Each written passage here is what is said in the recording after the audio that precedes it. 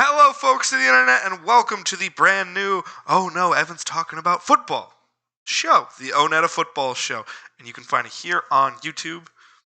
And I can't say wherever you can find sound because that'd be pretty crazy. But you can find it on YouTube. So, welcome to this inaugural edition of the show. Before we get into it, we'll just do a little housekeeping here. This is part of the PTE Creative YouTube channel, which is a lot of different stuff that I would love for you to check out. And I'll see more of that on the back end. However, I just want to talk football. That's all we're doing. We're talking football here. I have a lot of history on the internet, running a blog at one time, posting some things. I love professional football. It's my most obsessive trait probably in life is talking football. It's what I devote most of my time to in some way, shape, or form, is National Football League in some way, shape, or form. I am a Packer shareholder and soon to be a Packer season ticket holder in my time. I adore the Green Bay Packers, but I just love all of football. And my favorite player is playing this weekend as of recording in Super Bowl 58, and that'd be Patrick Mahomes, because he's just a non-problematic Brett Favre. But with all those platitudes out of the way, we got to talk show. We got to talk game. On this show, you're going to see game analysis. You're going to see draft analysis as we're moving forward. You are going to get a lot of just special projects and news coverage as we move forward. It's going to be a lot of fun. So let's just let the fun begin. As of recording, it is a couple days before NFL Honors. And this show will be released beforehand, so at least it's kind of worthwhile. Where we're going to go through all of the awards that are going to be given. I'm going to give you the probable winner, but I'm going to give you who I believe should actually win the awards. And I'm going to give you a top 5 list for everyone, plus an honorable mention, just so a lot of players get shouted out who deserve the credit in those categories that they do. And after we take care of the top 5 lists and all the awards that we're going to see at NFL Honors on Saturday, February 10th, I believe, the night before the Super Bowl, then we're going to go Super Bowl analysis. 49ers, Chiefs, who's winning the rematch from Super Bowl 54 in Super Bowl 58. And it's going to be a whole heck of a lot of fun. So without further ado, let's get to that award show gossip. Here we go. First and foremost, I'm going to do a specific order with MVP being last because that's obviously the coup de grace award. However, I felt it was important to start in the trenches of the award, so to speak, with coaching. Coaching is so important throughout the NFL, but throughout football in general. Coaching is the backbone that makes half these players who they are, and you see such a rise and fall throughout, and I think that's really necessary to highlight those. So we're going to start with the Coach of the Year, and my Coach of the Year winner, who I think this is one of the only chalk ones I have here. My Coach of the Year winner is going to be, not CMC, DeMeco Ryans. DeMeco Ryans of the Texans has done just a phenomenal job in 2023. Prior to the season, I did a predictions, which I'll share with you in a couple weeks. But let me just say this. I thought the Texans were going to be a train wreck. I wasn't a big C.J. Stroud believer. I loved Will Anderson, but I didn't think they had enough firepower on the defense to really make a difference. And it's like DeMeco Ryan came to town and the heavens just opened. And he just brought such a light breath of fresh air to the Texans. And now the Texans look like a real threat moving forward in the National Football League. And that is truly a credit to DeMeco Ryans, their front office. But the job he did creating a defense that was formidable out of the trash that was the Texans the last couple of years is nothing short of miraculous. And then hiring the right people, and he's been given a lot of control within the Texans organization. To be given all of that control and bringing the right people in, such as a Bobby Slowick, such as all the other coaches that they've brought in, it's a big, big deal. And you can see why that organization's future is now bright for the first time in a long time. So this is the only time I'm going to go chalk, most likely. Maybe not, but this is probably the most obvious chalk answer I had, where I was just like, you have to give it to DeMeco. However, I do have my top 5 list, and I want to share it to you right here. For Coach of the Year, I thought it was really, really important to highlight others. So beyond D'Amico, I've got the rest of my top 5 and an honorable mention. I'll start with my honorable mention. Shane Steichen.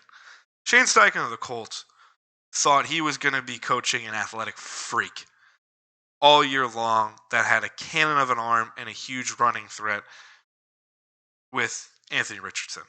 And 3 games in, that plan was blown straight to hell. And it looked like they were going to have no identity. Jonathan Taylor was a complete no-show, and still that offense was moving. And then within a couple weeks, Jonathan Taylor shows that he's still a phenomenal running back when given the ball in the proper context. Michael Pittman Jr. is still a factor. Alec Pierce can still catch the ball. And Gardner Minshew, a polar opposite quarterback to Anthony Richardson, looks functional and takes his team to the brink of the playoffs. That is a phenomenal coaching job by Shane Steichen. I thought the Colts were probably going to be exciting at the end of the year and suck the vast majority because I just didn't think they had any true talent on their roster outside of the few players that were hurt or going to hold out. And now the Colts look like a potential threat for the next couple of years to the Texans, and if the Jaguars can get together against the Jaguars. The AFC's better watch out for Shane Steichen. He's a real coach. So honorable mention to Shane Steichen. Number 4, an old reliable here, but Sean McVay. Sean McVay of the Rams, still a wunderkind, still one of the youngest coaches in the NFL, which is absurd because he's coached for like 7 or 8 years now at this point. But McVay took a team that I thought was extremely talent poor previous to the season and got them to the playoffs, had Matt Stafford rolling. Aaron Donald still likes like a phenomenal player. Cooper Kupp came back from injury, still was a major contributor. But nonetheless, Puka Nacua out of nowhere. That's coaching. Yeah, the guy's a physical freak, but that's coaching a lot of the time. God, it's going to drive me crazy. Kobe Turner, great player on the defensive side of the ball. Byron Thompson, great player on the other side of the ball. These are all talented contributors. All these other guys on their offense are great. Their offensive line, I thought, was going to be trash. Played pretty well.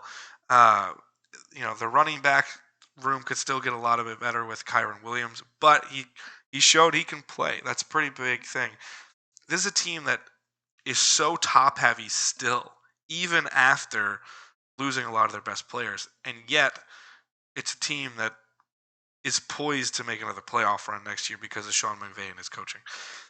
And don't be shocked if they make it further and further than they did this year because he's a hell of a coach. Matthew Stafford's a hell of a quarterback. Aaron Donald's one of the best defensive linemen, one of the best players in NFL history.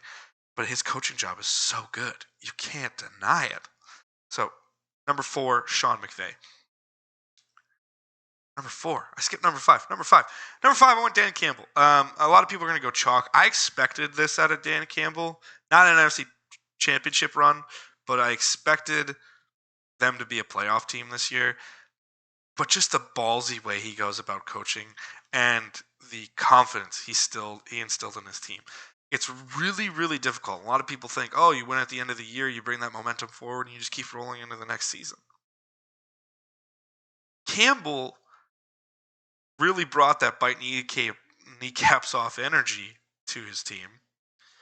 And then went, you know what? We're just going to keep doing that, and I'm going to be even more aggressive than I was before. It bit him in the ass at the end. Yes, it bit him in the ass. But he's a hell of a coach, man. He instilled confidence into the ultimate statue quarterback the NFL has right now in Jared Goff. Big deal to get that. Really instilled confidence in Ben Johnson to go be a risk taker, and he really is the risk-taking element to the team, and that's how the Lions made it through. Why players like Amon-Ra St. Brown are so good, because they're given the ability to play. Sam Laporta, rookie tight ends aren't supposed to be a factor. Sam Laporta is, which you're going to see further in some of my reactions to the Offensive Player of the Year category. But what a phenomenal coach Dan Campbell was. Really instilled that culture of confidence, grit, and determination in the Lions. Phenomenal coach. He's my number 5 coach of the year. And again, number 4 is Sean McVay. Number 3, Kevin Stefanski, former offensive coordinator for the Minnesota Vikings, but now coaching a couple of years now in Cleveland. He's a hell of a coach. I don't know how you lose half a roster, including Okay, you lost Deshaun Watson. You lost DTR. Not that that was a huge loss, but oh God, who's the other starting? I thought they had another starting quarterback besides Joe Flacco. You lose all these quarterbacks, and you're still super relevant. You hire the right people on defense, and you show good players the ability to go out and play on offense.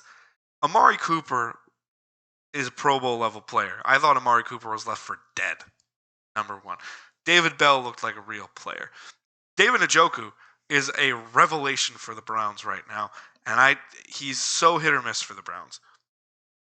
And now he's a super consistent superstar tight end. That's super impressive.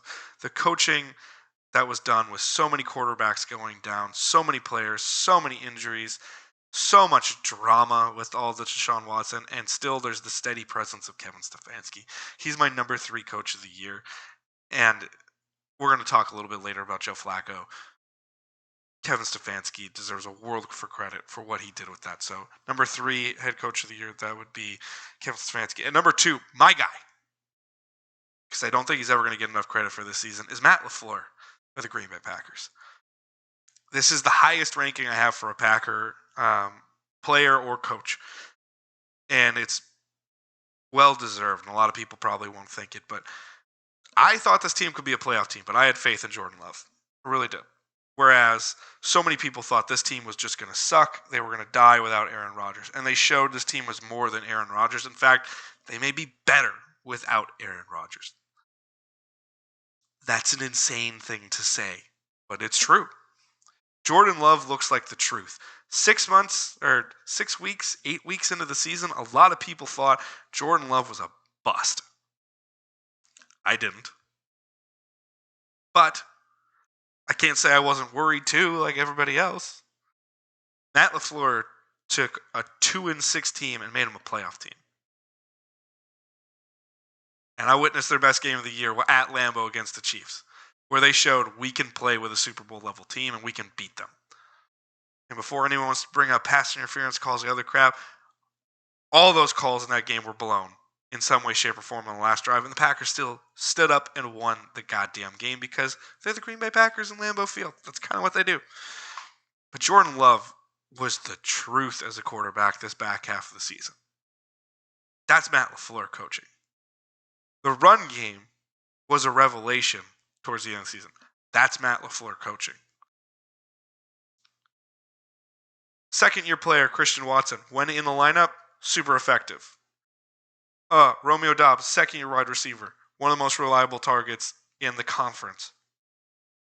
That's coaching. Oh, wait, Jaden Reed, rookie player, probably the best receiver all around that they have in that room. That's coaching. Dontavian Wicks, they're 4. Like, the whole receiving. Oh, wait, let me guess. 2 rookie tight ends were effective in Luke Musgrave and Tucker Kraft. Think about how young that team is. And Matt LaFleur took them and made them a playoff team. And halfway through the season, people left them for dead. That's coaching. Matt LaFleur did a hell of a job and is never going to get the credit he deserves for the coaching job he did. So my number 2 coach of the year, Matt LaFleur. The coaching job was just a phenomenal thing. And people could say, oh, he's too loyal to Joe Barry. Well, that problem's out the window now. Problem solved there. Matt LaFleur did a hell of a job coaching. Green Bay has a huge, bright future because of it, and I'm so excited to see what happens for my home team. Now let's move forward to our not offensive. We're going to go to our assistant coach of the year. And I went with Texans offensive coordinator Bobby Slowick. I don't know how much you can say good about Bobby Slowick. Bobby Slowick, I thought, was just going to be, the Shanahan tree is growing so large that you're bound to eventually get some failures in there. It's the facts of coaching trees. Paul Brown to Bill Walsh. Bill Walsh even had some duds. Because you can go down, and Dick Duran's technically part of that from Mike Holmgren tree. Dick Duran, good coach, but nothing special. Ray Rhodes, good coach, but nothing special. All from the Bill Walsh tree. But Bill Walsh, bam, offensive genius. Kyle Shanahan, offensive genius. I thought the Texans were a little bit ahead of themselves hiring Bobby Slowick. I was wrong. I was dead wrong on that one. Bobby Slowick called a hell of an offensive scheme this year. He had C.J. Stroud looking like an absolute truth at quarterback. Tank Dell, important. Nico Collins, effective. Like, these are players that nobody thought were really going to be all that special, and he made them special. Devin Singletary looked like a hell of a running back. While Devin Singletary was in Buffalo, he was not this good. Houston, he looked like the truth. You got to say that. And that credit goes to Bobby Slowick because he was really running that offense. So kudos to Bobby Slowick. He is my assistant coach of the year. And that is a well-deserved award in my opinion. But as we move forward, honorable mention time. Honorable mention, I go with Brian Griese. He's the quarterback coach of the San Francisco 49ers the last 2 years. I'm not a Brock Purdy fan. I'll say that right now. You're going to see that in the analysis for the Super Bowl at the back half of the show. But I can't deny Brock Purdy's playing good football for the majority of the season, and that comes down to coaching. Brock Purdy does not have the physical gifts of the arm talent or the arm strength to really do half the stuff that he's doing. But the decision-making is what makes Brock Purdy a special quarterback from time to time. Coaching comes with that. The confidence comes from coaching sometimes. Brian Griese was a good quarterback at the NFL level. Commentator, not so much. But as a player, he's a pretty good player. And he's imparting that knowledge, he's imparting that wisdom to Brock Purdy. A lot of people, I just saw this segment as I was preparing for the show. Who gets credit for the 49ers? Is it Kyle Shanahan? He never gets enough credit, but then he gets too much credit. Is it Brock Purdy? Oh, Brock Purdy's either a Hall of Famer or he's trash. He's not that. He's in the middle. Christian McCaffrey or, all the other players on the team. How much credit do they deserve? I'm going to give credit right now to Brian Griese. I think he's doing a hell of a job with Brock Purdy, helping him out, giving some veteran wisdom, because Kyle Shanahan can't do everything in that offense, even though he is obviously, 2 or 1A offensive coaches in the league. So you got to give credit where credit's due. I'm going to go honorable mention Brian Griese. Number 5, Jim Schwartz, Cleveland defensive coordinator. We already knew he was a great defensive coordinator. We already knew he could call a hell of a defense. But what he was doing, especially at the beginning of the year where Cleveland looked unstoppable on defense, they slowed down towards the end defensively, and obviously their last game did not go the way they wanted. But the defensive line looked phenomenal. And the secondary, my God, the secondary was flying around. Jim Schwartz was calling a lot of blitzes, calling a lot of creative stuff over in Cleveland, and it was working. So credit to Jim Schwartz, number 5 on my list. Number 4, Ben Johnson. I feel like I'm not giving enough Detroit love, but I and it's not because it's an in-division rival or anything, but I expected these things out of it. Ben Johnson once again proved he's a hell of an offensive coordinator. Don't understand the turning down of a head coaching job, but apparently he's saying that was because he didn't like the structure and he thought they were too basketball guy for him, which you got to pick the right job. That's part of the head coaching search, and it's part of the search for the people who are successful. So Ben Johnson may be a genius secretly for turning those jobs down. But in terms of what he did offensively, Jared Goff took another step forward, had the best season of his career. Amon-Ra St. Brown, phenomenal season. Jahmyr Gibbs, hyper-explosive player, and started using him on the back half appropriately. Still didn't get enough touches for my tastes, especially at the beginning of the season, but used him effectively. David Montgomery, I never thought he was a difference maker. He's a difference maker on that team. And Sam Laporta, my God. Sam Laporta was a revelation at tight end this year. Revelation. I mean, there was an argument to be made that outside of playoff Travis Kelce, Sam Laporta may be the best tight end in football this year. I'm not saying he is that guy yet, but in terms of just offensive production, what you saw this year, and how important he was to his team, the argument could easily be made Sam Laporta was the best tight end in football of 2023. That's a heavy mark to hit, and that comes to coaching, especially with tight end transitional players in their first year. Rookie tight ends usually aren't that good. Coaching comes into that. Ben Johnson did a great job with him. Oh, God. He made Josh Reynolds look effective. Jamison Williams started coming on a little bit at the end of the year. Coaching matters. And that offensive line was just road graders when they wanted to be. Number 4, Ben Johnson, offensive coordinator.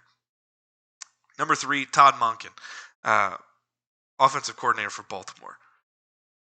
Has anyone watched the Baltimore tape pre-2023? It was Lamar Jackson run and Lamar Jackson throw it or figure it out. Didn't work out all that well. This year they looked like a real offense. Lamar looked like a pro passer, not just a pro runner. He looked like a pro quarterback. Maybe he actually kind of bite him in the ass a little bit in that divisional round game against Kansas City. Divisional round? No. Championship round. Kind of came to bite him in the ass a little bit. But Todd Monken made him look like a really effective quarterback. You can't take that away. The receiving core was Zay Flowers. There were games that even Odell Beckham Jr. came through. Rashad Bateman came through a little bit more. Tight end production was there, even when Mark Andrews wasn't. Isaiah Likely is a really good player. The coaching there was phenomenal, and they looked like a great, great offense, and they were humming, scoring points left and right. You got to give credit to that. Todd Monken is my number 3.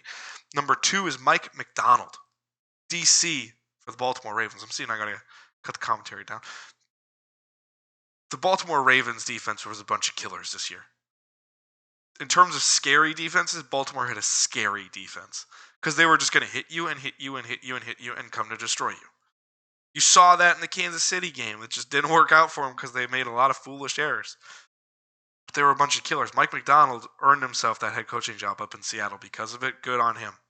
Hell of a defensive coordinator, deserves it. So that was my number 2. And again, number 1, Bobby Slowick. Now as we move forward, we're now going to the comeback player of the year. I'm not going to go into so much detail about this one. For me, it's Joe Flacco. And I do have an honorable mention to talk about that's important in this discussion. But Joe Flacco, I thought for the last 3 years was just left for dead as an NFL quarterback. And Joe Flacco not only looked like a starting quarterback, he looked like a hell of a starting quarterback for his time in Cleveland. It didn't end well. It's usually the case with comeback players, but you can't argue Joe Flacco looked like a hell of a quarterback this year. Really, really appropriate and really fitting for him to win this award because it's kind of what it's meant to be. It's not always meant to be, oh, injury happened and I came back to life. Sorry, that's going to sound pretty rude in about a minute. But it's not always I get injured, I heal up, and I come right back. Sometimes it's about the fighting spirit of the player. I think that's really important. Joe Flacco showed he can still play. Good on him. So my comeback player of the year, especially with the way he handled keeping that team that had no stability at the quarterback position and gave them stability and made them a playoff-worthy team at the end of the year when the defense started to slip, all the props in the world to Joe Flacco. But we'll go back to the honorable mention. This might be a little bit controversial one. My honorable mention is DeMar Hamlin. I'd be shocked if DeMar Hamlin does not get comeback player of the year. Joe Flacco might just because of the romanticization of it, but I think DeMar Hamlin's going to win it. I think it's going to be very similar to the Alex Smith year, where just because Alex Smith took a snap after that horrific injury, he deserves it. Everyone said he deserves it, and they just gave it to him without really looking into the other stories. I don't have an issue if DeMar wins. That's not fair, especially with all the trauma he had to deal with. I mean, the guy literally died on the field and was brought back to life. That's insane. And props to all the medical work that was done to help him get back on the field and start playing again. That's great. For me, it's always been it's about the play on the field. It's not just about getting back to the field. And it's not to diminish what DeMar Hamlin did. What he did is superhuman, more so than anybody else on this list or anybody in the NFL did this year. To have the balls to die on the field, be revived, and then say, I still want to come play, and then make the 53-man roster and still make the team better for it, that's a hell of a statement. And you may say, oh, Evan, then why wouldn't you give it to him? the play isn't there. He wasn't a super effective player for his team. Most effective play he made, or the most important play he was involved in this year, was a negative play for the Buffalo Bills. And I know that's very unfair, and I'm not blaming DeMar Hamlin for a poor fake punt call.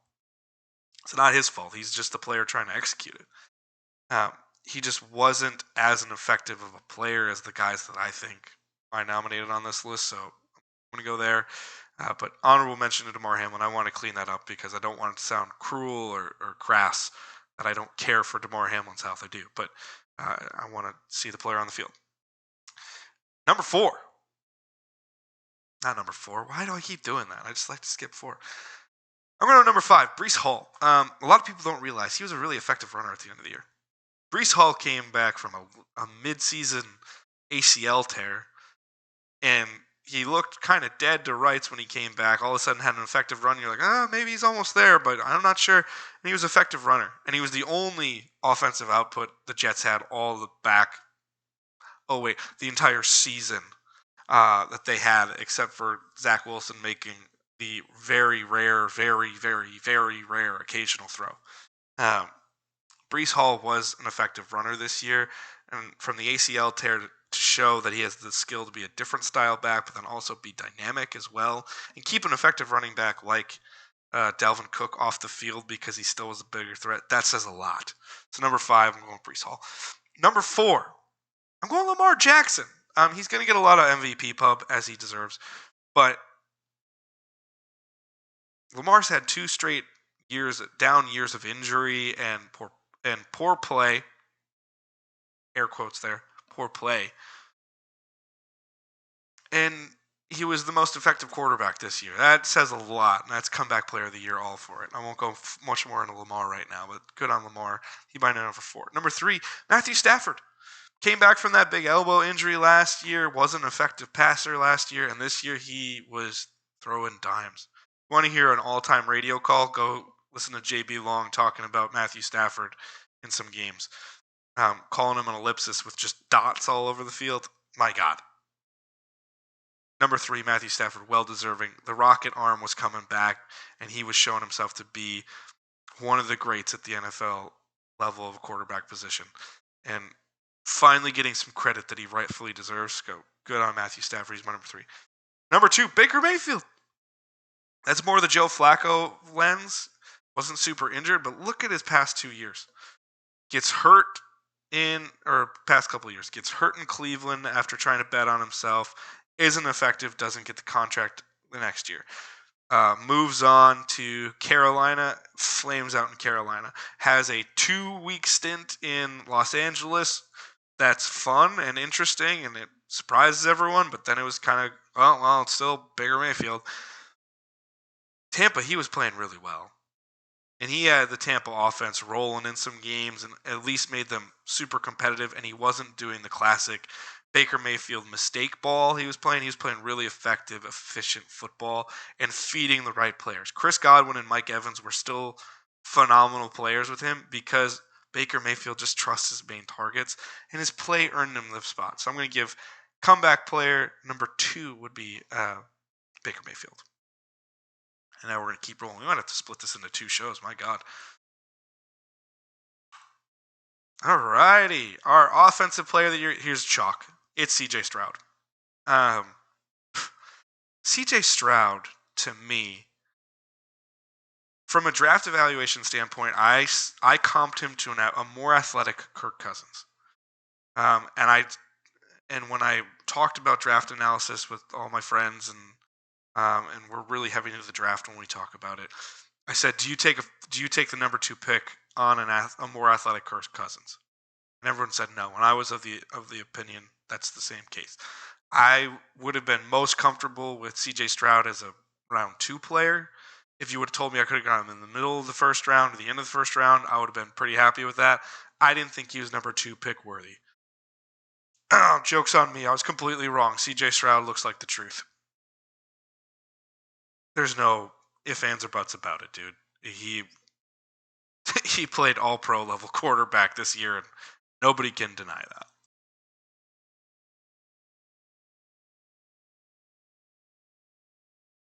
With C.J. Stroud,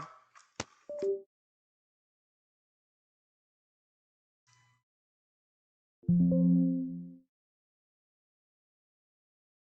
we're still recording after some technical difficulties. Cool. Um, sorry, some technical difficulties over the past minute. With CJ Stroud as my offensive rookie of the year, he was showing accuracy. He was showing power in the ball that I didn't think he had. He showed the willingness to run and scramble, which is not something he showed a lot in the Ohio State tape that I watched to give me the draft evaluation that I did. I mean, he looked like a top 5 quarterback for the majority of the year. That says a lot in today's quarterback market with the Mahomes and the Allens. Um, it was insane what CJ Stroud was doing. Some of those passes, especially in the wild card round, just wowed me and made Tank Dell and Nico Collins look like true NFL receivers. Not that, and because they finally had a quarterback to throw in the ball. Good on them. But I'm going to go offensive rookie of the year, CJ Stroud. You can't argue it. I was happy to say I was wrong on CJ Stroud. A good evaluator understands when they're wrong and admits to it. A poor evaluator is the one who say no, and they go down with the flames. I'm not like that. I tell you when I'm right, and I tell you when I'm wrong. I was wrong on CJ Stroud. He was the truth this year. So offensive rookie of the year, this is going to be chalk. It's CJ Stroud. Now we go. I have 2 honorable mentions here. One stays right here in Houston, and that is going to be Tank Dell. Tank Dell, a very effective player for the Houston Texans this year. Tremendous play. Sorry for the camera angles there for a second. But Tank Dell became Mr. Reliable for CJ Stroud. That usually happens with a young quarterback. They need a Mr. Reliable that you can clearly tell they trust and vibe with. Tank Dell was that. And until his leg was broken, he had a case to be in the upper echelons of this award. So Tank Dell is an honorable mention. My second honorable mention, people may call me a homer for this one. I don't care. Jayden Reed of the Green Bay Packers. Jayden Reed, I just got this. I went to the Fishtown Card Show, which is in Philadelphia, where I currently reside, and I just asked some of the sports card vendors, "Yo, how's Jordan Love stuff moving?" And we got into all kind of football talk and Packer talk, and without prompting, even the guy was like, "Yo, I really like that Jayden Reed. Reminds me of Deebo Samuel. He doesn't have the size Deebo does. I don't want to put him on that level yet, but he's a running threat and he's a receiving threat and he's a tough sumbitch and a reliable player. He's a reliable catch kind of guy. Like I said, with CJ Stroud and Tank Dell, you need that guy that just gives you the belief and confidence he's going to catch the ball. Jayden Reed was that guy along with Romeo Doubs for Jordan Love this year. And I felt it wrong to not shout out Jayden Reed here. He is my boy. I absolutely adore him for Green Bay. He's definitely one of my favorite players on the team. People can call this a homer pick all they want. It's only an honorable mention. But watch out for the running threat and watch as he develops. He is a fast, twitchy, very excellent route runner who is going to cause problems for the NFC for years to come with Jordan Love. Watch him become a star. He's already the alpha of that wide receiver room by all reports. And I would not be shocked if he takes over the number 1 role pretty damn soon. Watch him. I'm telling you, watch him. Number 5, Zay Flowers. He became Mr. Reliable for Lamar Jackson. Super effective player. Take away the bonehead stuff of the penalty in the championship game. That's not fair to judge a whole player's year on one boneheaded mistake unless it's like the most egregious thing in the world. Zay Flowers was a godsend for Lamar Jackson. Is finally giving him that deep number 1 threat where you could really utilize Lamar's passing talents. That was Zay Flowers. He was a dynamic player all around. It's number 5, Zay Flowers. Number 4, Jahmyr Gibbs. I mentioned him before. Twitchy, explosive athlete. Gave that, not to the same level, but gave a little bit of Christian McCaffrey energy in that anytime he touches the ball, you feel like he can break one because he's that effective and of a twitch of a player. There's a lot of speed. There's a reason he's a first-round running back at pick 12. Pick 12, pick 8. One of the two. Whatever. He was a high pick in the draft for a reason. No, he was pick 12 because Bijan was 8. Phenomenal pick by the Lions, by the way. Ballsy. Again, Dan Campbell, ballsy. But Jahmyr Gibbs was a great player for the Lions. So number 4, Jahmyr Gibbs. Number 3, we're going to stay in Detroit. I already waxed poetically about him. Sam Laporta. What a good tight end. God, what a good tight end Sam Laporta has become for the Lions. Really fun player. And someone I've really come to enjoy watching. Such a reliable target, but has the athleticism to make big plays and explosive plays. He does not have the blocking ability of a George Kittle, but he reminds me of the breaking big play ability George Kittle has, where Kittle has enough speed where all of a sudden out of nowhere you're like, oh, it's 12 yards, course goes to Kittle, and then he turns it into a 30-yard gain because of the explosion and the speed he has. That's what Sam Laporta reminds me of. Though they make him different over in Iowa, and Laporta's damn good. Damn good. I'd love to have Sam Laporta on any team I was coaching, any team I was a fan of, because he's a special player. Number 2, going back to Los Angeles, Puka Nacua. It took me. I was like this with C.J. Stroud and Puka Nacua, but I gave it to C.J. because I want to make sure my bias from the draft was not still there. But Puka Nacua was a godsend for Matthew Stafford, especially with Cooper Kupp, although still contributing, was in and out of the lineup with injury. Puka Nacua was their stud athlete. He was their reliable target. That's really important to have.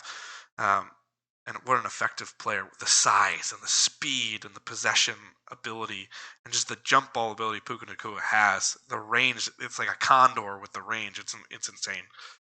So Puka Nacua would be my number 2.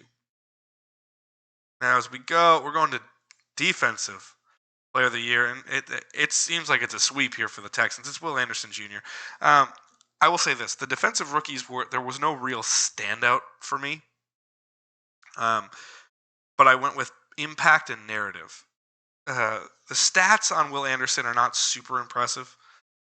It's 48 total tackles, 19 of those assisted, but there is 7 sacks. There's a pass defense, but it was more the swagger, the attitude, and the leadership he brought that I think takes him over the top in what I would say is not a weak but lighter class for Defensive Player of the Year. But he's a guy that I think he can be a consistent double-digit sack guy his entire career. I think he's always going to ride that 8 to 12 range for sacks, but he's always going to be an impact player, and that's where I think Will Anderson deserves the Defensive Player of the Rookie of the Year, because he's just a quality fixture in the lineup for Houston and gives them a real spark on the defensive side of the ball. Tremendous player, and I really, really like Will Anderson. I loved him coming out in the draft, so good on the Texans for utilizing that. Now, as we go, again, I said it was kind of light class. My honorable mention is Jack Campbell, linebacker of Detroit, flying around the field, making tackle after tackle. Him and Anzalone are just flying over the field. Tremendous linebacking core over there in Detroit. Not the most effective pass coverage out of them, but really, really effective in zone coverage and really, really effective in run support. I really liked what Jack Campbell had to do this year. Really appreciate him as a tackling machine as well, which you kind of expect out of those Iowa-style linebackers. Number 5, he's going to be inflated on a lot of people's. I can't see the demise of the Philadelphia Eagles defense and give him higher. I have Jalen Carter at 5. Good player. Did make an impact early, but late, just like everybody else. So it's not just a Jalen Carter problem. Just like everybody else on the Philadelphia defense, he disappeared. Impact early, but late was a non-factor. So I couldn't give it to him because of that. Big impact when he was there, and he also didn't play a ton of snaps. The percentage on his snaps was really low compared to the total snaps that the team had on defense, which was probably a mistake. He looked like a revelation early on where you're like, oh, God, the Eagles again with these defensive players from Georgia, how they do it. But I don't think he was all that impressive at the back half of the year. But that's not to say he didn't have a great year. He did. So good on Jalen Carter for making this list number 5. Number 4, someone who has made an impact from day one, Detroit, Brian Branch. I love safeties It's the position I played the most when I played my young football days. I'm definitely not one of those people that goes back to my young football days. Back in my day when I played, I'm a 5'10" scrawny kid from Oshkosh, Wisconsin. I was not going to be anything special in football as a player. But Brian Branches, hell of an Alabama safety turned Detroit Lions safety. Had a pick right away against Pat Mahomes. Yes, it's a tip ball, so don't say that. Had the pick six from Mahomes early on, and that energy carried them through all year long. Big impact player on the back half of the Detroit defense. That's kind of their weak spot, is the back half, in my opinion. I think they could also use another pass rusher for consistency, but their back half could be considered weak at times based on their performance. But Brian Branch was never a weak spot. He was kind of the glue holding that back half together, in my opinion. Flies around the field. Love Brian Branch. Number 4. Number 3, Kobe Turner. It seems like everyone's big secret this year, where nobody knows about him. To this day, I've seen some tape. I enjoy his play, but even I can't say I'm super well knowing about Kobe Turner. I don't lie to you guys. I don't know a ton about Kobe Turner except the tape that I've been able to watch. Looked pretty damn good to me, though. Good defensive lineman over there in Los Angeles. Again, great effective player that helped that defense do a lot of good things.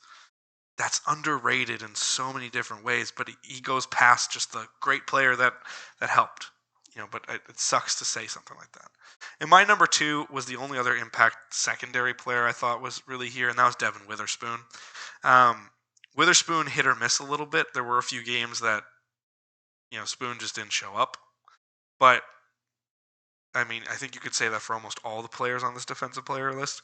But impact player, brought that classic Seattle Legion of Boom style attitude to it, where he just would destroy people if given the opportunity, but made a lot of plays on the ball. Really effective player. Really helped grow that secondary even more, with Breek Woolen going in and out, not fully confident in that's going to happen with him. But that secondary can be pretty special with Spoon and Breek Woolen over on the other side. So I have Devin Witherspoon as my defensive rookie of the year, number 2 candidate, all behind Will Anderson. Now we go defensive player of the year. I mean, I went with Myles Garrett. I went with Myles Garrett over TJ Watt, who's my number 2, because of this.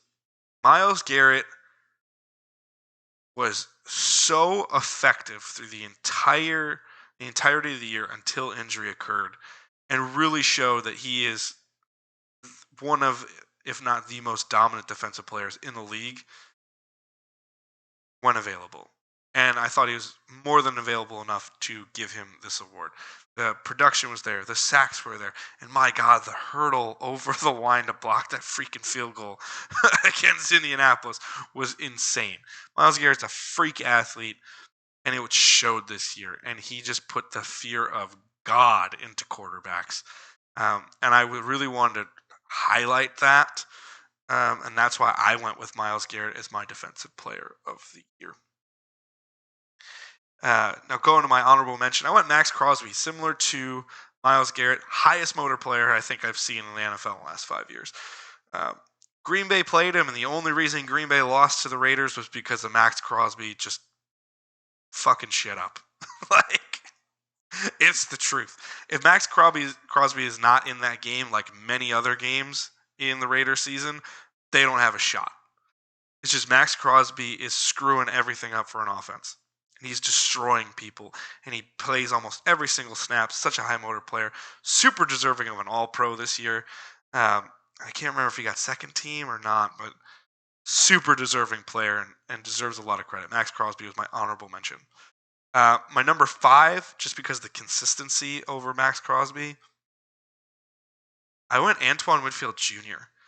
A player I absolutely adored coming out in the draft. Again, I'm very biased towards safeties. I know I am.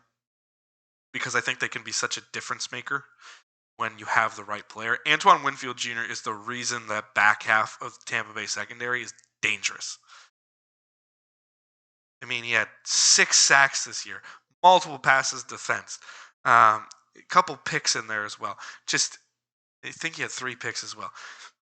But he was the danger in the Tampa Bay defense. You had a few good pass rushers plugging up some things at the beginning, and Levante David was still a good player. Devin White was extremely hit or miss, but Levante David was still a good second run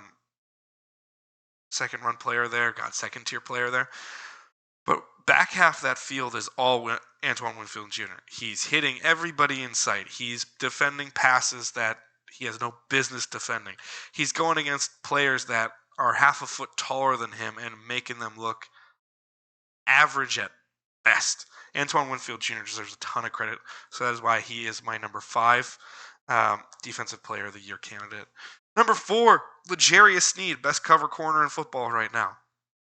He gave up 1 touchdown the entire year, and it was a real close one against Stephon Diggs, where it's like, if Diggs has the ball here instead of here, it's probably not a touchdown kind of thing as he's reaching out. L'Jarius Sneed was a hell of a cover corner this year, the best in the league, and just he shut people down, man. People don't want to give it credit because it's Kansas City, and they only want to talk about offense, good or bad, in Kansas City. A, the defense is real, but B, the best player on that defense outside of Chris Jones is L'Jarius Sneed. Bar none, case closed. He is such a good talent on the cover corner position. So that's why I gave him number 4. He shut everybody down. Do not be shocked if Debo or Brandon Ayuk this weekend is just shut down because they can't do anything against L'Jarius Sneed. I don't know if he's going to travel with one of them or not, but don't be shocked if he just shuts people down because he's a hell of a player.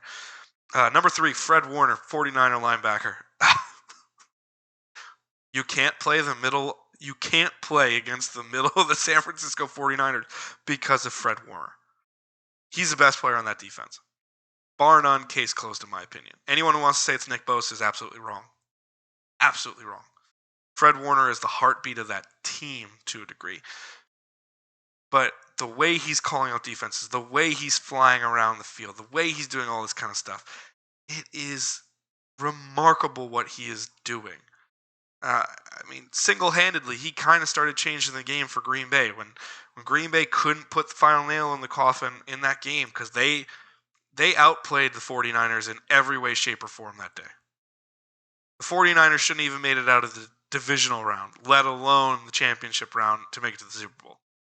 They were outclassed by the Packers. Fred Warner started the turnaround with a lot of the plays across the middle, stuffing the run when they couldn't stuff the run from time to time, making that pick off the tip. Like, I think it was Fred Warner on that one, but it just you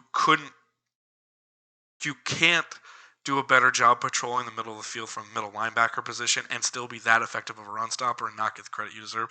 Fred Warner is a phenomenal player, and he deserves credit, so that's why I have him number 3 on my Defensive Player of the Year rankings. And number 2, I went with T.J. Watt. Again, I just wanted to shout out Myles Garrett here because I thought he was a better player overall, but I think back half of the year is going to cost him in the award. Overall, T.J. Watt, it sucks that he didn't get to play in his playoff game. It always sucks when a player of that caliber cannot play due to injury. But what a phenomenal player. 19 sacks this year once again show that he's, if not the most dominant defensive end, the second most dominant defensive end with Myles Garrett. I wouldn't want to play against T.J. Watt any day of the week. T.J. Watt, it's kind of like when I remember T.J. Watt just being a powerhouse change in the game for Pittsburgh against Green Bay when Green Bay hadn't figured it out yet, and he was constantly bull rushing people, getting the spins, getting everything into that pocket and creating so much pressure around Jordan Love before he really figured things out that it was just like, again, no TJ Watt, no Pittsburgh victory that day, and many games this year, not just the Green Bay game, the vast majority of the games, no TJ Watt, no Pittsburgh victory. I don't know how Pittsburgh keeps winning these freaking games that they don't deserve, but they figure it out because they have players that are as good as TJ Watt. So he's my number 2 on my Defensive Player of the Year. As we go forward, we're going to get to our Offensive Player of the Year, and that is Christian McCaffrey. So I got to mix 2 categories here, and it's pretty important that I do. But we'll start with the Offensive Player of the Year. I went with CMC. I think CMC is the shoo-in to win this award at the actual NFL honors for this year. I don't think it's going to be close. I think it's CMC by a landslide. He is the heartbeat of the San Francisco offense. It now runs through Christian McCaffrey, which is shown by how often Kyle Shanahan will take a 2-yard run and a 3-yard run and a 1-yard run and a 4-yard run and a 2-yard run. You get the picture by now? Because they know one of these times McCaffrey's going to break one for a run that he should not be able to do. It's just that's who Christian McCaffrey is. He's a freak of a running back. I thought his career was dead. I thought it was a stupid trade last year. Shows I probably shouldn't be telling you in the inaugural edition all the times I was wrong. I'm just an honest guy. CMC is a phenomenal running back and really the heartbeat of the San Francisco offense. I don't think that team runs through Brock Purdy. I think it runs through Christian McCaffrey. So that's why he's my offensive player of the year. I skipped honorable mentions for this category and MVP because of a certain thing that I'm going to get to, because I think it's just so kind of interwoven. Number 5 for me, though, in the Offensive Player of the Year ranking was CeeDee Lamb. I think CeeDee Lamb is still pretty... This is going to sound crazy after the year he had. I think he kind of just had the monster year. I'm not sure this is going to continue. I can't take the year away from him, and it's going to sound like cowboy hate. I just don't know if he and Dak can be that consistently good again next year. And also, CeeDee Lamb, outside of garbage time, was a non-factor against Green Bay. He was a non-factor against San Francisco when they got blown out. He was a non-factor when they got blown out by the Eagles earlier in the year. I shouldn't say blown out, but when they lost handedly to the Eagles early in the year.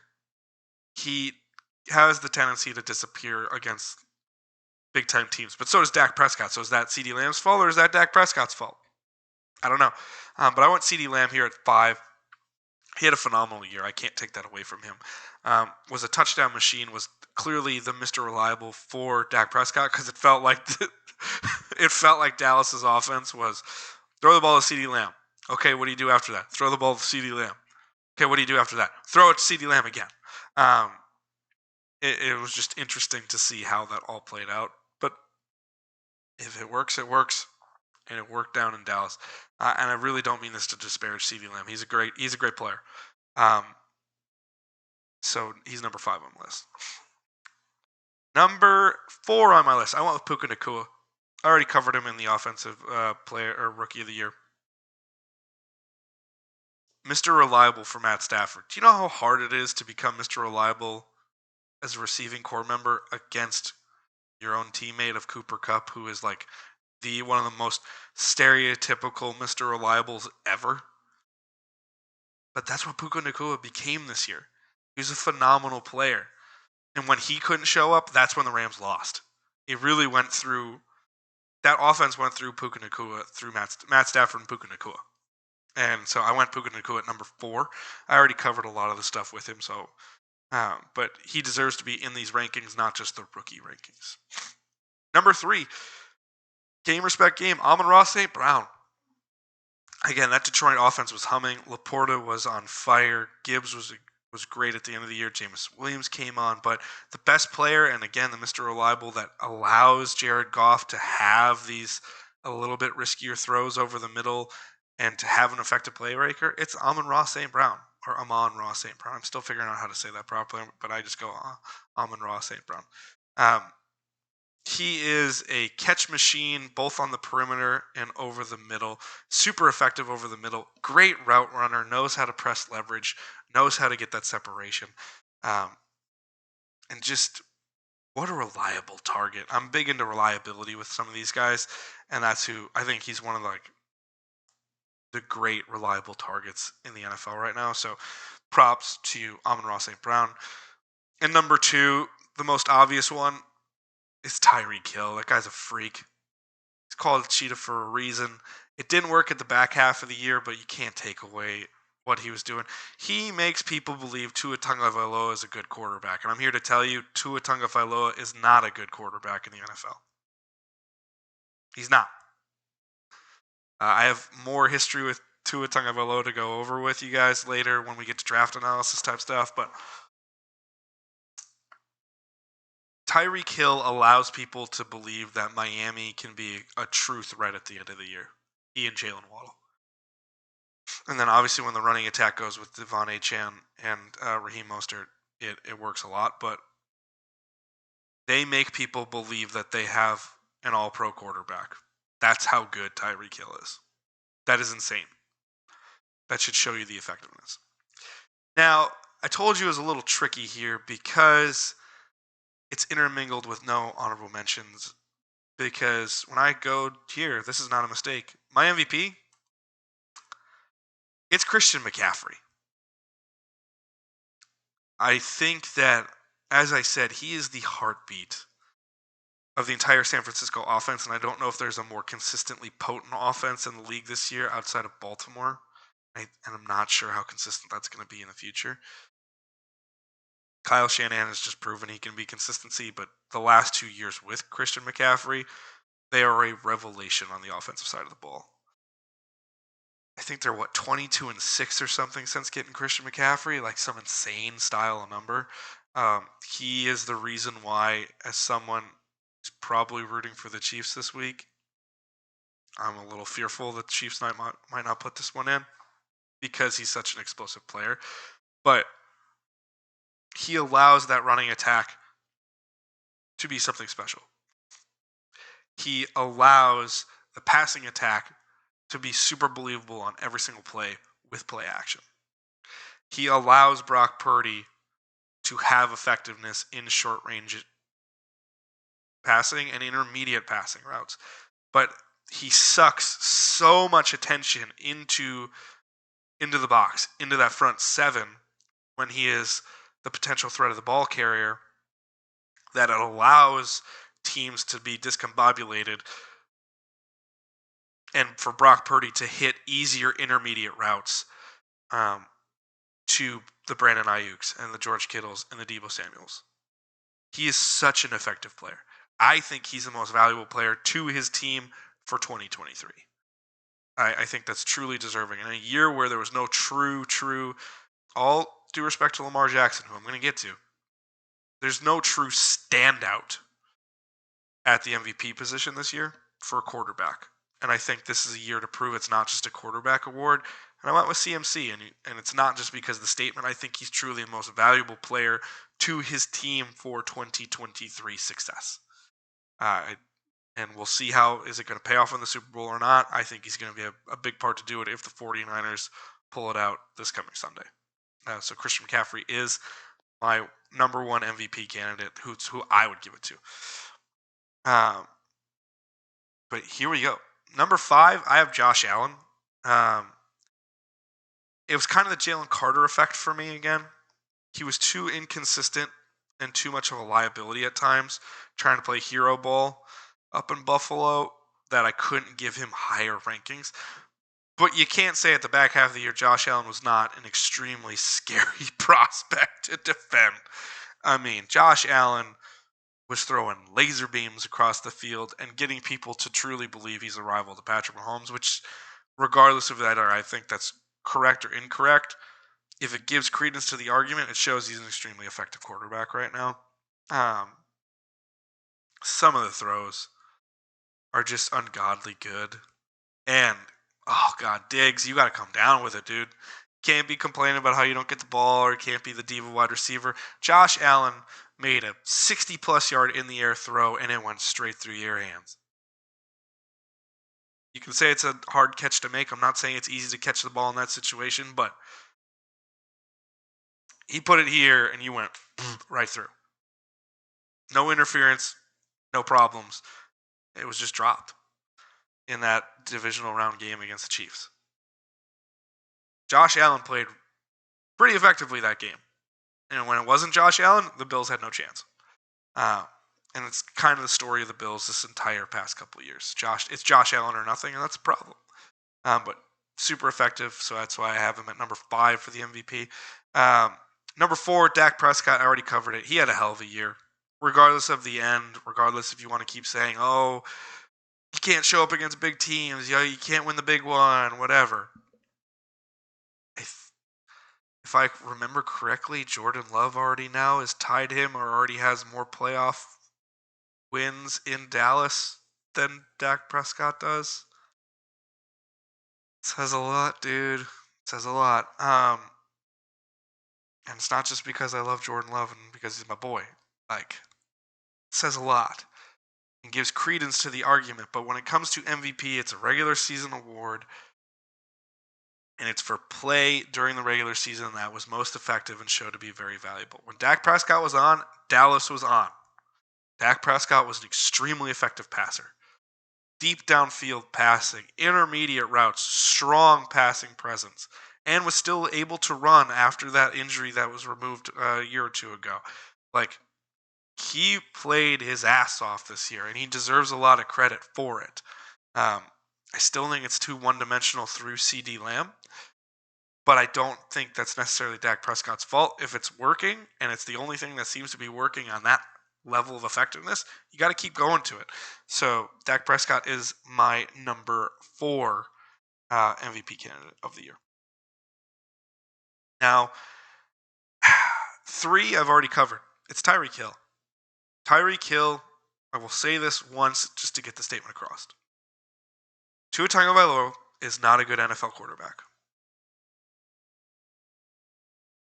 He's not a good NFL quarterback. He's average. He's not good. Tyreek Hill makes people believe he's a good quarterback. Tyreek Hill makes people believe Tua Tagovailoa can win a Super Bowl. He can't.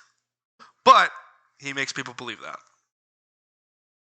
This has been a big pet project for me and my best friend, who's going to probably be on the show one day, and that we just are flabbergasted by how special Tyreek Hill is, because he can make players that don't really deserve to get the credit they do give a ton of credit, because he's that effective of a player.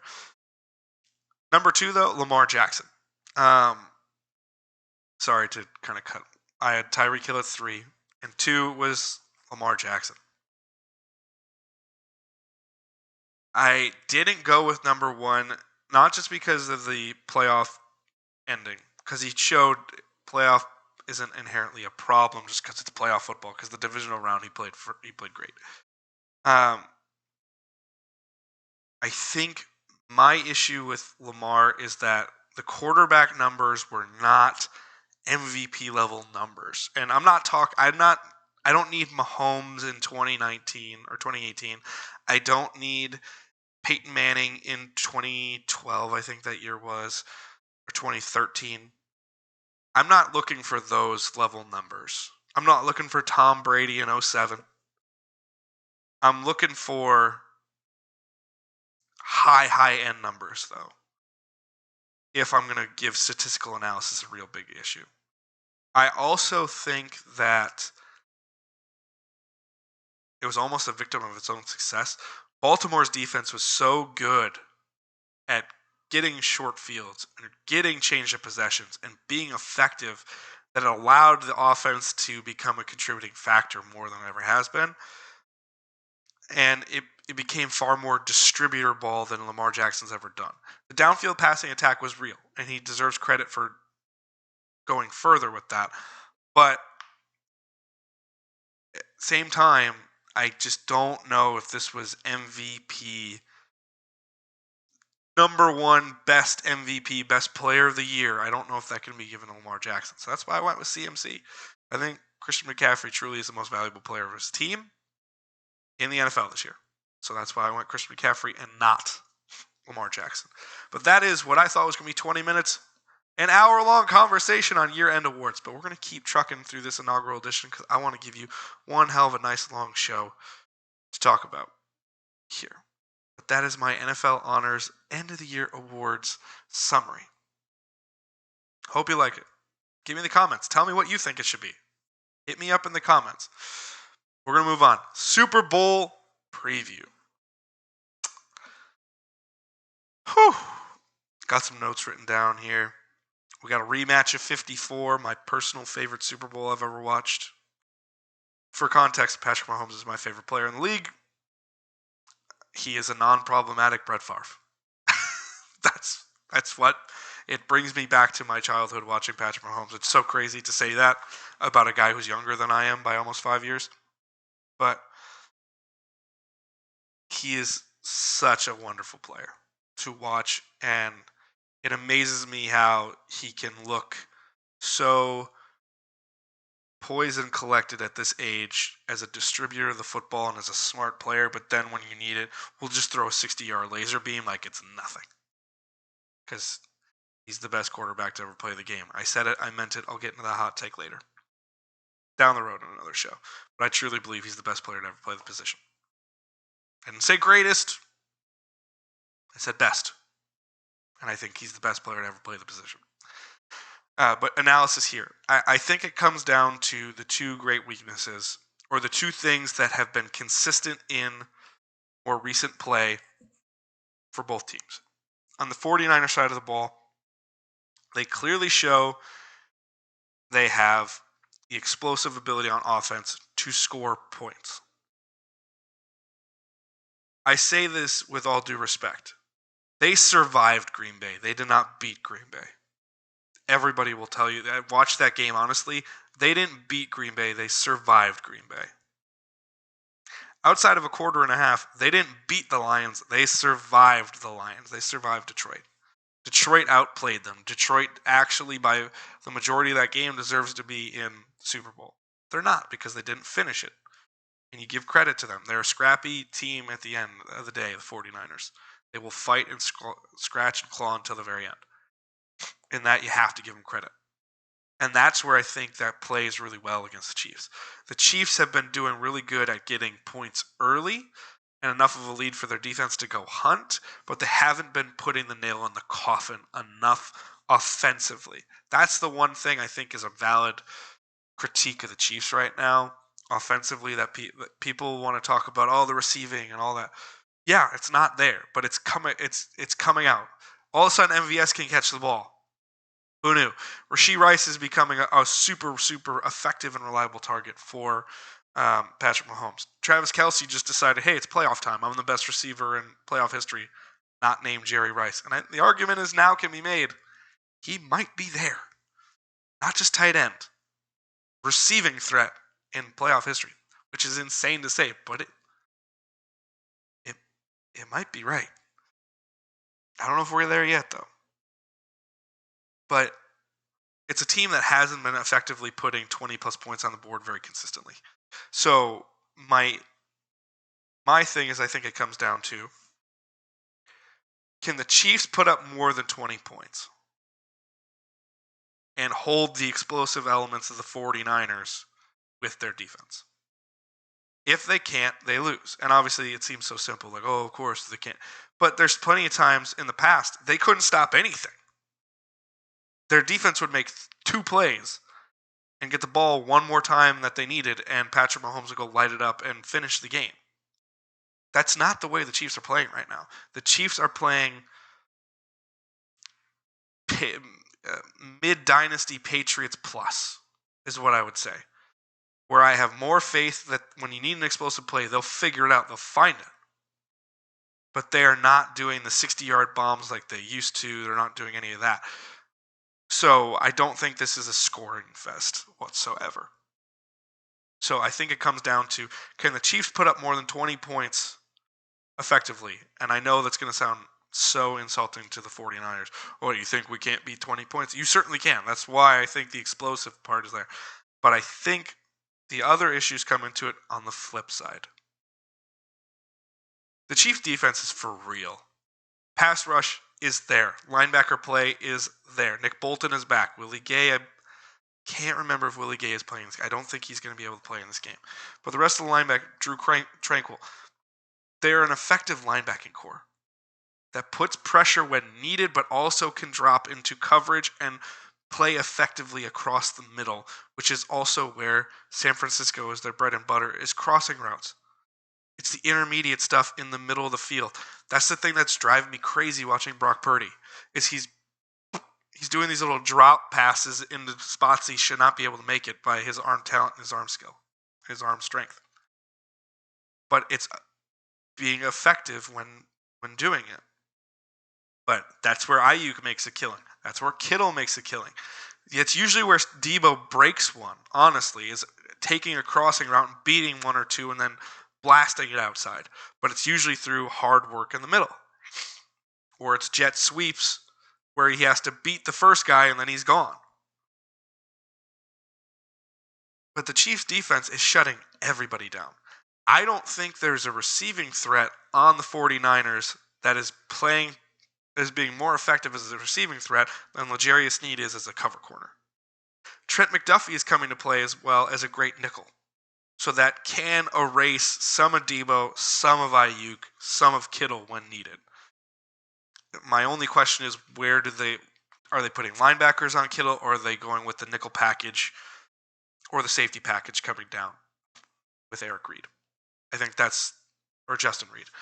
So that's where I grow slightly concerned from covering the 49ers. But the 49ers, like I said, they've survived. They have not thrived. They've gotten the last punch, but they've gotten their asses kicked a lot in the last couple games. They have not looked good really since that Baltimore game. And the playoffs, it's been almost, life support in some moments where you're like, what's happening? These aren't the 49ers. This is not the way they play. One of my good friends, diehard 49er fan, he even had to tell me he's a delusional fan. And he's like, I just don't know what's going on. They can't get it together. And that's kind of where I'm like, if you give up a lead to the Chiefs that is big enough, even I don't think they're able to come back from it, because I think A, the Chiefs defense is too good, and B, can Brock Purdy get it together more than just a half? I was not impressed with what I saw in the first half of the Lions game. And I will be the first to tell you, I thought Brock Purdy looked like trash against the Packers, which is why it drove me insane. But he did not play well. He can't play in the elements. Thankfully, there's going to be no elements in Las Vegas, so that won't be an issue for him. And maybe he shows up, and maybe he's this age as Kurt Warner. Maybe he is.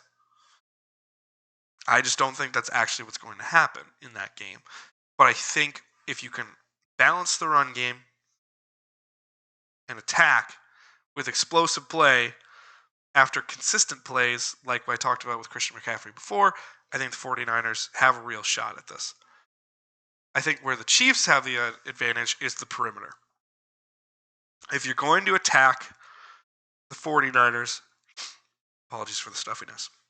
If you're going to attack the 49ers, it has to be on the perimeter. Front seven in the box, you do not attack that. It's not effective. When you have Fred Warner and the defensive line that they do and the linebacking core that they do, and oh God, it's going to drive me crazy. Dre Greenlaw. When you got Dre Greenlaw out there just sniffing everything up, and you have that effective 15-yard box just taken away from you, you can't attack there.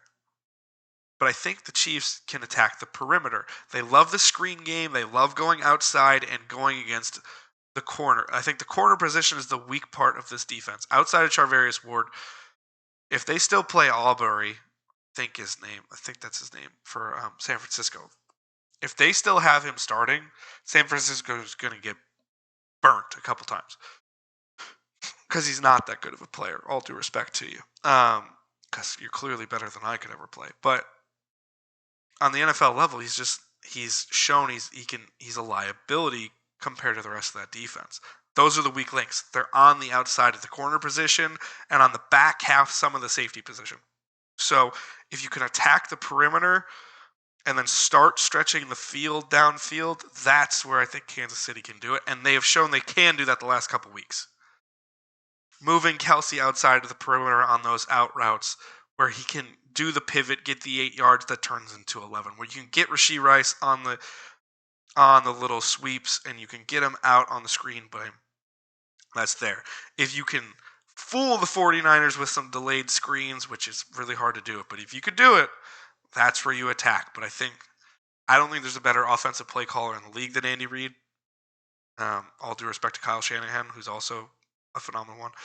But that's where I think it is. It's, can the Chiefs put enough points and attack the perimeter to outdo the explosiveness of the 49ers?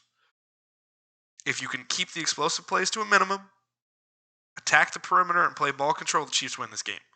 If you want to go into a scoring fest, I don't think a scoring fest can be won by the Chiefs right now unless a boy just comes through and it's just like, yeah, you can't beat Patrick Mahomes in the playoffs. It's near impossible.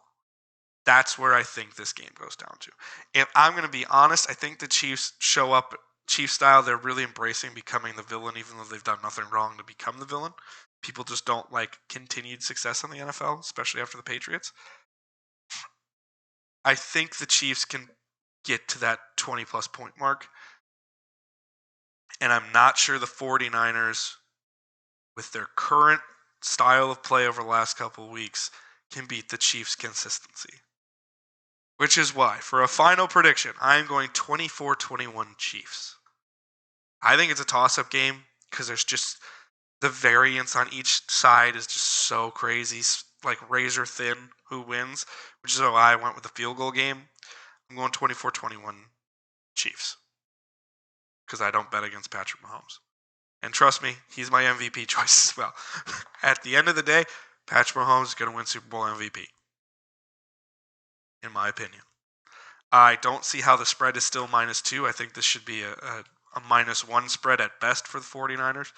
They're the first team in a long time to be favored, or they're only the 6th team in modern history to be favored in every single one of their games.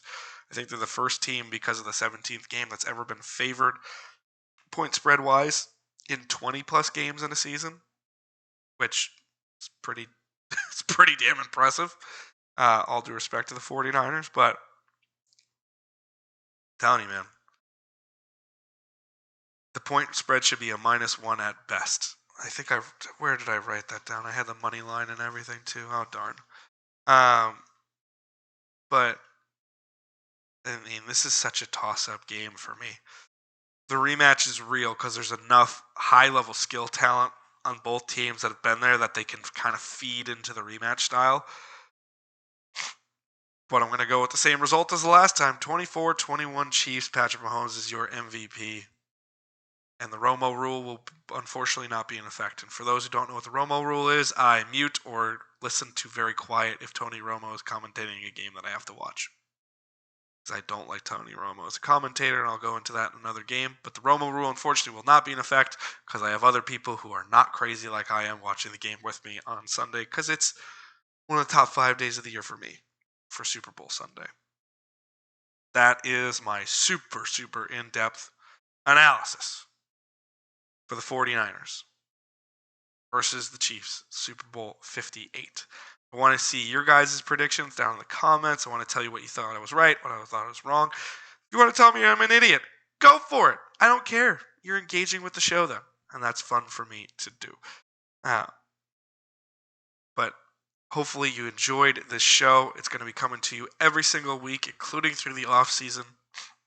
I absolutely adore football. I can't wait to keep giving you more and more of my thought process and share what I have to say online with all of you. If you want to get more in touch with the show, you got to like, you got to comment, you subscribe to the PTE Creative YouTube channel. But on top of that, you want to find us on Instagram, it's PTE Creative. If you want to find us, I don't know, you want to go buy some sweet merch, ptecreative.etsy.com, which the link will be in the description. Go help your boy out. Go help a up-and-coming artist, if you will, to the dance. But come and help me out there and get some cool stuff on your way and come support the channel in any way you can. It is very, very appreciated. We'll be back with more shows on Friday. And starting next week, full slate of brand new stuff from the PTE Creative YouTube channel with the O.N.E.T.A show, with the Pokemon Bliss and Oblivion video, Fakemon videos, with another O.N.E.T.A football show, and we're probably going to be debuting the first O.N.E.T.A adventure show. So look out for all that brand new awesome content, and happy early Valentine's Day to all of you. Peace, love, and hugs. Deuces. Bye.